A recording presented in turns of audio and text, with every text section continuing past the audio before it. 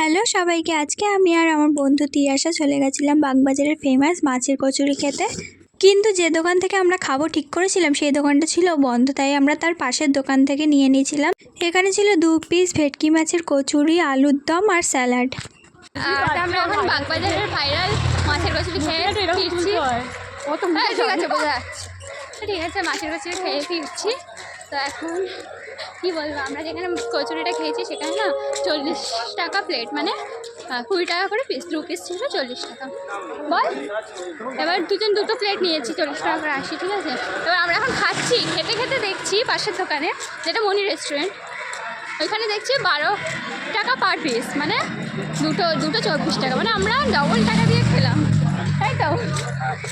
কেমন লেগেছে ভাইরাল মাছের কচুরি খেয়ে? খেতে আপনারা খেয়ে দেখবেন। হ্যাঁ, আপনারা অবশ্যই ট্রাই করবেন, কিন্তু আমি খেতে পারিনি, ওকে হাফ দিয়ে দিয়েছি।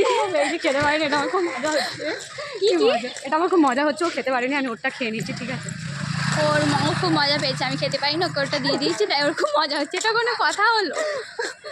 ঠিক আছে, টাটা।